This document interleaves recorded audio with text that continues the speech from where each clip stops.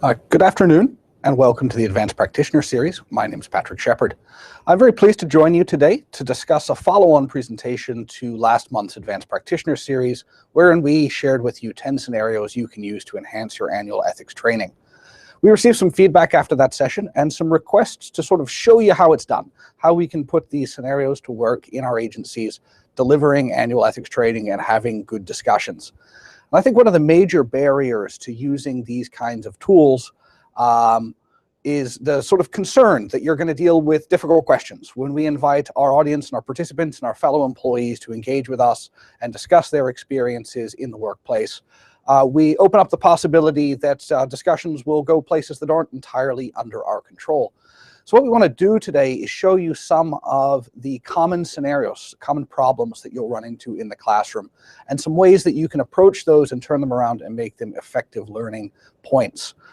So we're going to spend about half an hour going through 5 or 6 different scenarios, but I want to point some things out before we get started.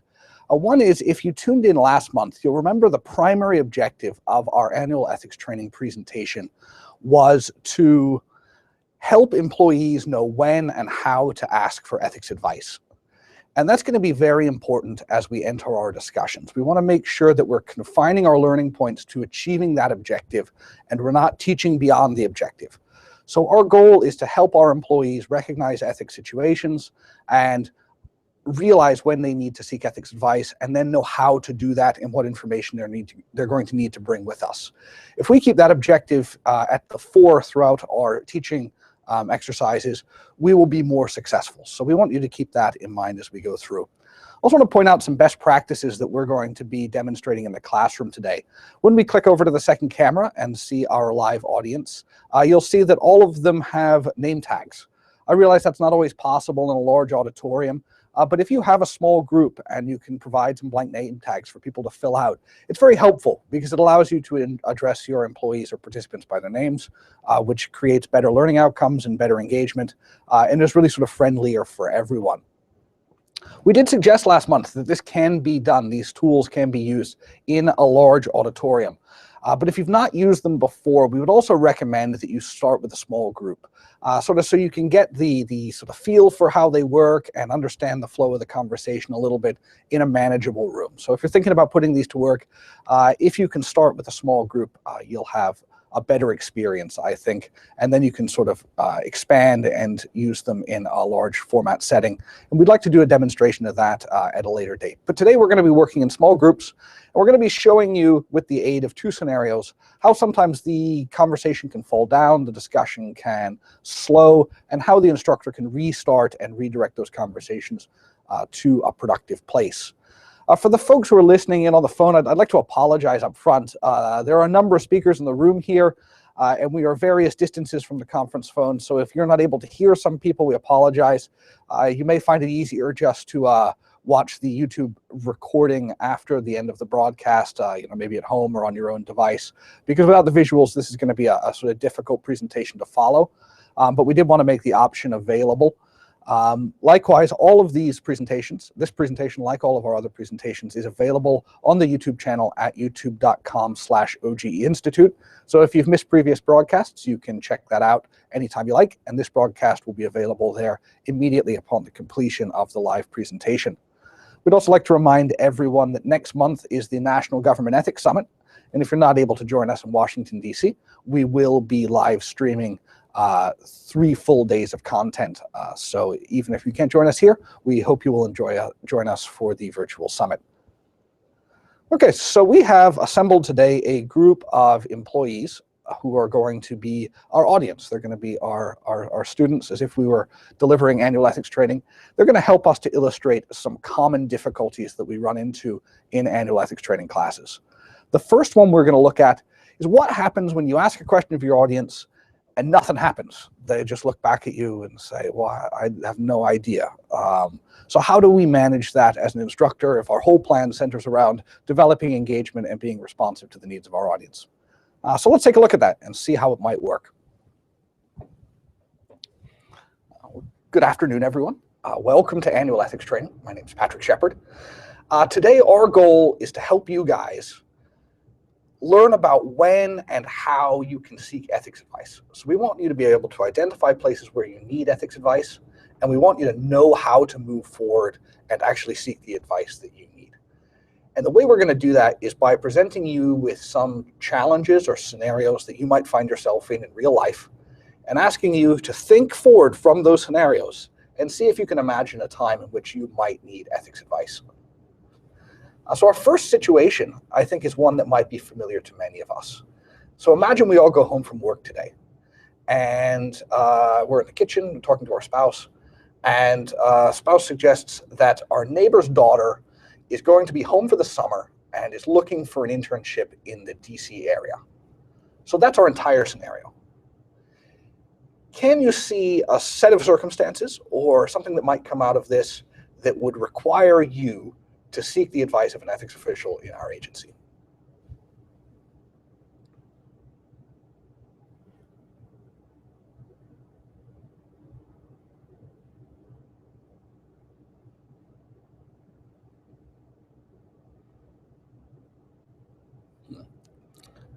Well, let's start a little bit smaller. Who has internship programs in your offices or in your part of our agency? Who's had interns maybe last year? Oh, we do. You guys have interns, Bernadette? Excellent. When you have interns, where do you put the information about internships? Do you guys use like USA Jobs or have a website? How do you let students know that the internships are available? Usually we put it on the website. Excellent. So let's start with an easy ethics question. Do you think sharing the link to the internship page on the website would be a problem under the ethics rules? Wow. Why would it? I mean, like anybody can look at our website. So, I mean, why would that be a problem? That's exactly right. That would be no problem. So one avenue that we could take from this scenario would be to share the website, the information about our internship programs at the agency with the neighbor. So that's a great place to start. If you're wondering what can I do to help that would be no problem, that's a great strategy. Could any of you think of a situation where our assistance to our neighbor's daughter would maybe be problematic under the ethics rules or any other standards that we have in the agency? Well, maybe if you flip the resume to someone in your agency. Yeah, we might want to think about, if we're going to give someone a resume, certainly if we're going to intercede in the hiring practice, right? We want to make sure that we're maintaining our fair hiring standards. So you're saying that you can't recommend somebody for an internship? I mean, that's absurd on its face. I mean, how do people get internships? That's how people get am I right here? This is how people get internships, right? Yeah. So what do you guys think? Who has written a letter of recommendation for a colleague or for someone else for federal employment? Absolutely. Yeah, all the time. Happens all the time. It's arguably part of our federal job. If you supervise people and you have employees move on, we definitely want to be able to recommend them. And there are some standards that we want to abide by if you want to issue a letter of recommendation. So if you're thinking about it, come talk to us. We'll tell you when you can use agency letterhead, when you can use your title, and when you can do it on official time. So that would be an area where advice might be appropriate. Interceding in the fair hiring process is maybe a problem. We definitely don't want to do that. But sharing the information is definitely A-okay. So we have sort of a spectrum, but you guys, I think, are on the right track. So you can see in this last scenario that we had a room that was maybe unsure of how to respond to the situation.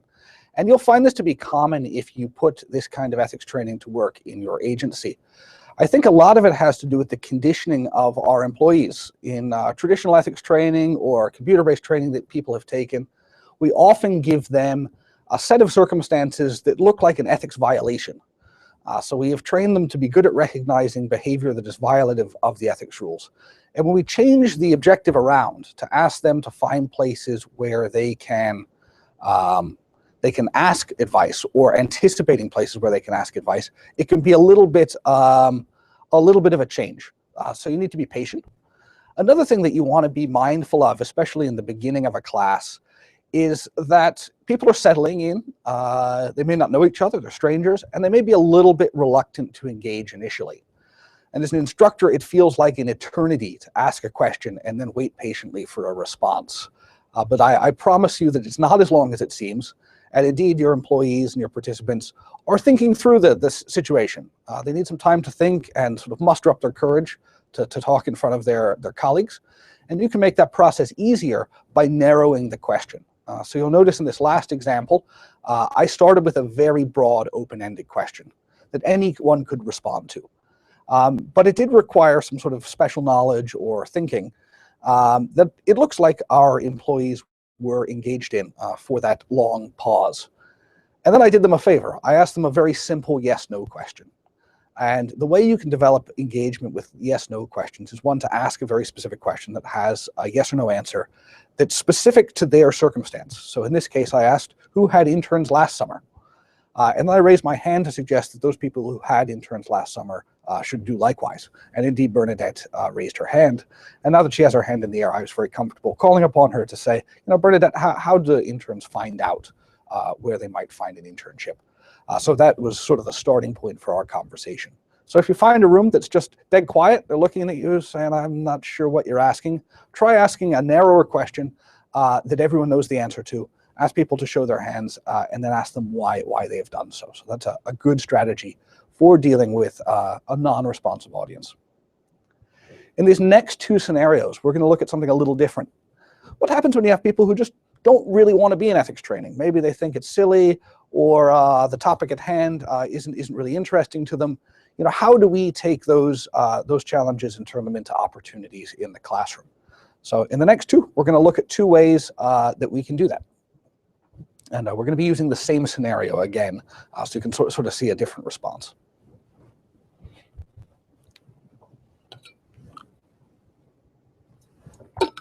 All right, so we're going to move on to our next scenario, guys. And the scenario is this. You come home tonight, and you're talking to your neighbor in the driveway, and you find out that his daughter is going to be home for the summer and is looking for an internship in Washington, D.C. What do you think you want to do? What are we going to do with that information? Do you think there are opportunities where you might need to ask for ethics advice? Do you think this is a potential issue?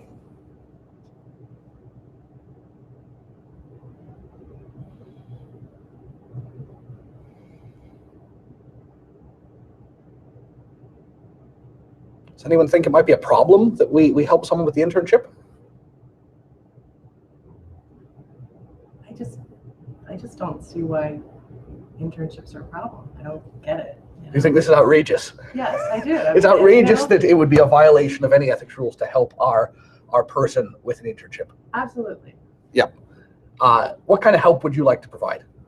Well, I'd like to let them know kind of generally, what is even available. Like if there's anything available in my agency, first of all. Right. Like if there are things available in my agency. And I don't want to just say, here's a phone number and call, because what's the point of my helping? If right. if all I can, my neighbor's daughter could do that on her own, Right. So, you want to do something more than just like, here's our website, go take a look kind of thing. So who thinks it would be a problem if we asked, if we shared the website with the neighbor's daughter? Does anyone think that's a problem? Sharing website seems fine to me. Yeah, seems fine to me too. Mm-hmm. So yeah, you're exactly right. There are ways that we can help our neighbor's daughter that will not be problems under the ethics rules. Mm-hmm. Can you think of a circumstance that would be a problem for us, that would violate the ethics principles, or could cause someone to think that we're using our public office for private gain?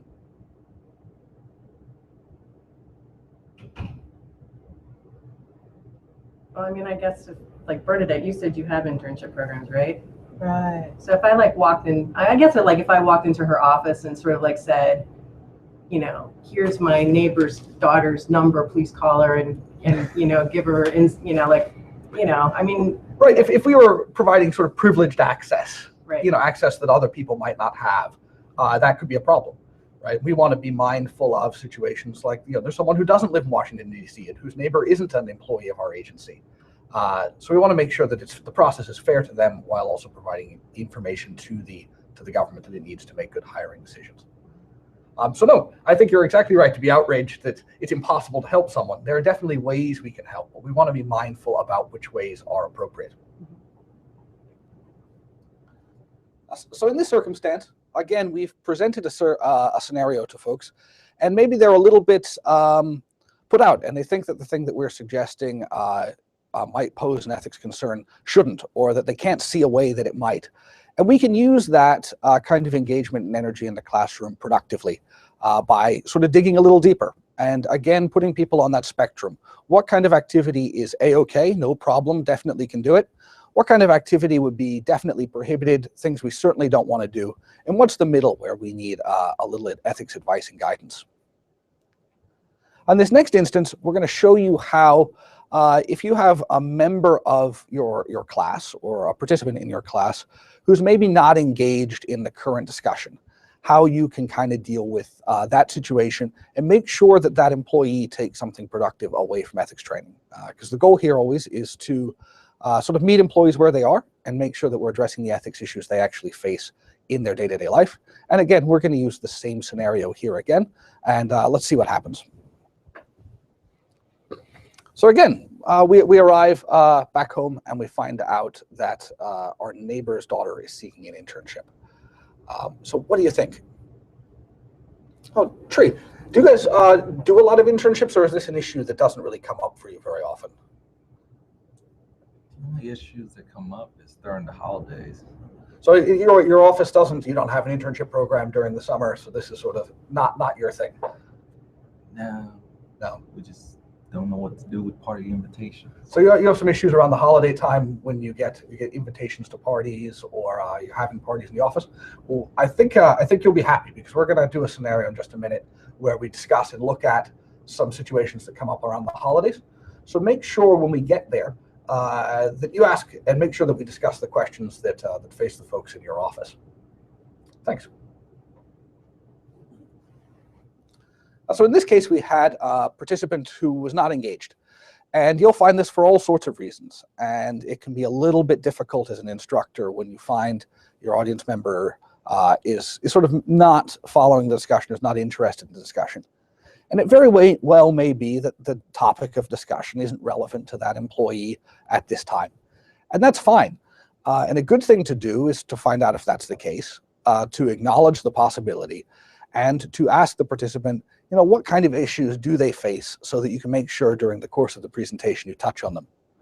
A good follow-on here would be, when we get to a discussion about gifts or invitations, to remember that Tree suggested that we address that topic, to acknowledge his suggestion, and then to acknowledge that we are indeed addressing the topic.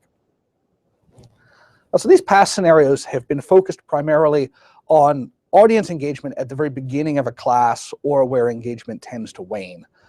So these aren't really questions so much as they are challenges to getting discussions started.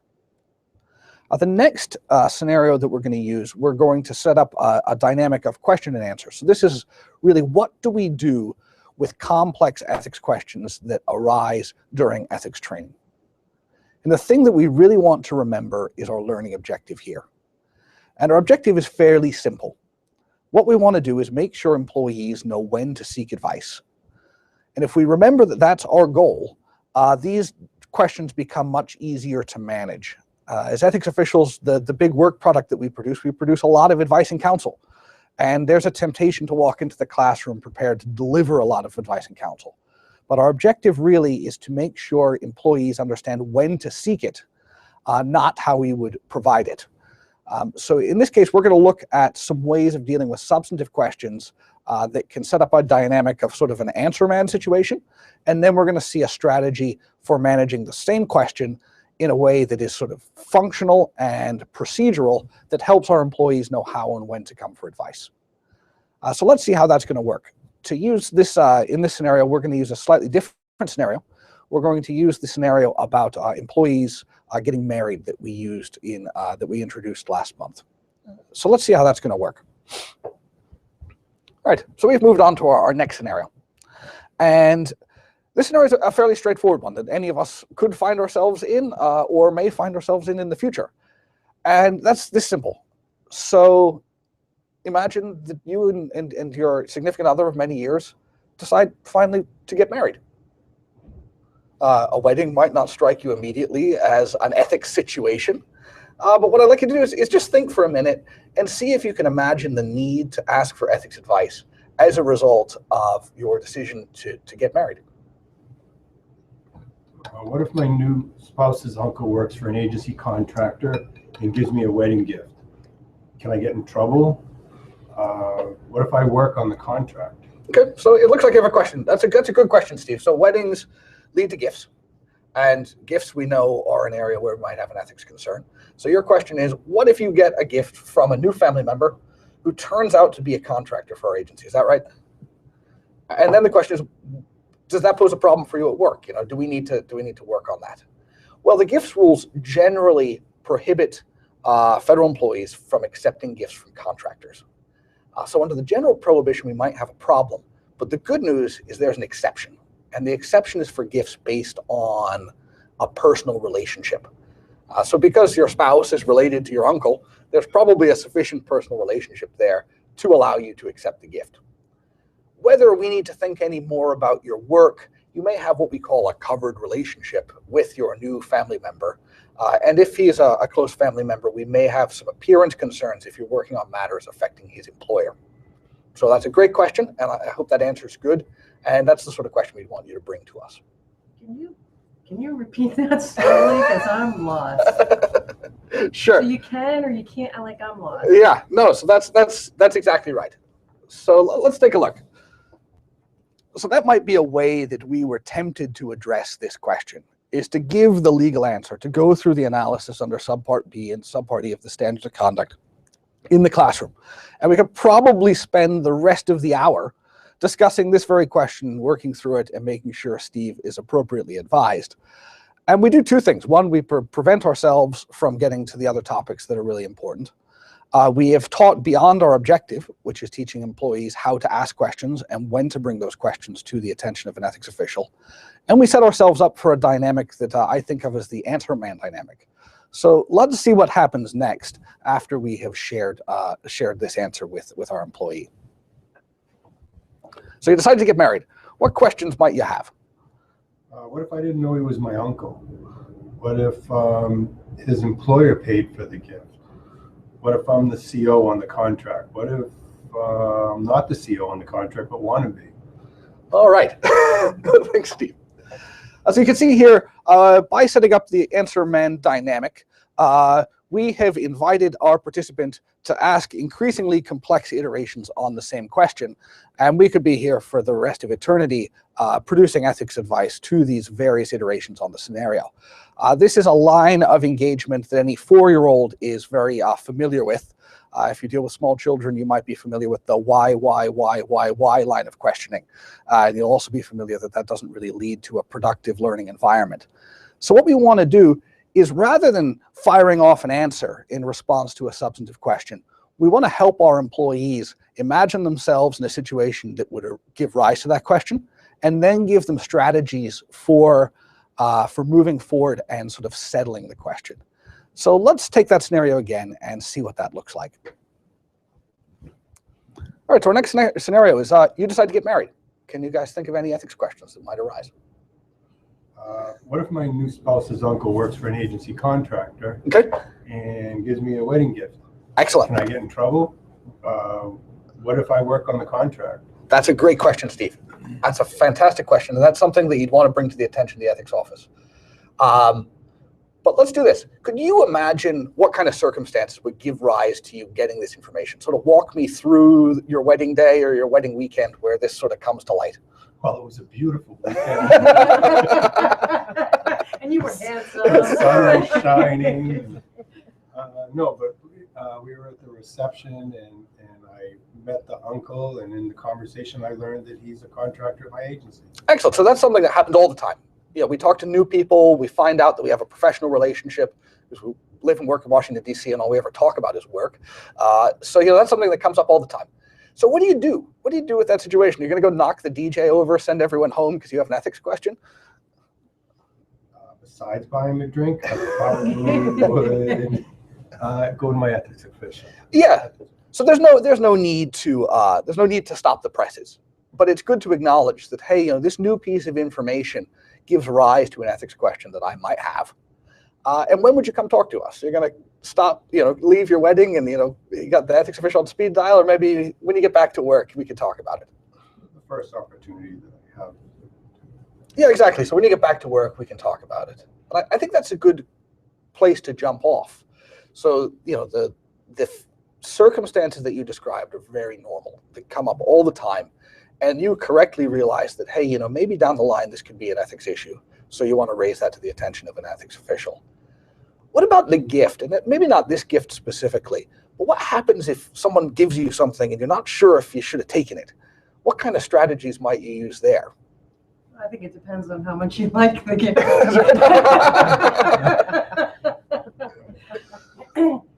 That fruitcake goes a long way. That's right. Well, that's something to remember. The ethics office can often find a reason to have to give back the gift if you need us in that capacity. But if you do receive a gift and you're not sure if you should have accepted it or if the rules allow for it, come talk to us. We're happy to talk you through it. Usually there's an exception that applies. If there's a problem, we can help you work through the process of returning it if necessary. So a couple of things here. So the takeaway is kind of like one of the triggering events then really anytime you get a gift is like if they work for the agency or something like that, like irrespective, I mean, like this is Uncle Bob. I mean, right. I mean, I wouldn't immediately think, oh, Uncle Bob, it's a problem. But right. So the triggering thing for me is it doesn't matter, it's Uncle Bob, he works with us. That's exactly right. So if you're receiving a gift because of your job or from someone who does business with us or we regulate, then you want to be concerned. From a family member who also happens to do business with us, it's usually going to be fine unless there are some special circumstances like the company paid for it and he just brought it to you. The exceptions can apply, but it's something to keep in mind, and we'll be happy to sort of walk you through that as it occurs. But I think in Steve's case, the bigger issue is that Steve is now in the workplace with a family member who's on the other side of a contract. So that's something, what kind of information do you think we'd want to have about Steve and his position at the agency? Yeah, do you work with him? I mean, you never saw him before. So, so we might not have an issue if you've never met before. But if you were, say, reassigned to the contract, we want to talk about that. But again, you're exactly right to recognize that you have a family member who works in the federal workplace with us as a contractor, and those are some issues that we want to think about. So thanks, that's a great question. So in this case, we had the same question, but rather than firing off the answer to the question, we asked the employee to sort of elaborate and walk us through the process that they would actually engage in order to manage that scenario. So rather than simply firing off the answer, which is helpful once they get to the ethics office, we asked them to think about how they might bring this to the attention of an appropriate official. And by focusing on the process the employee should go through and our objective of getting employees accustomed to and able to identify situations where they need ethics advice, we avoid that answer man scenario where we're firing off answers about the rules to increasingly complex legal fact patterns. And this is consistent with the way we provide advice all the time.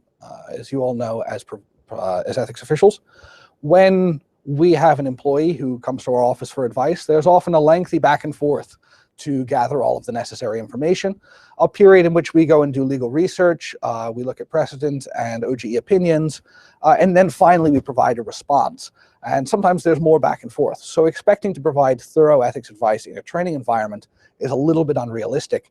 But if we focus on the procedural objective of having folks recognize when to ask for advice, we do ourselves a lot of favors.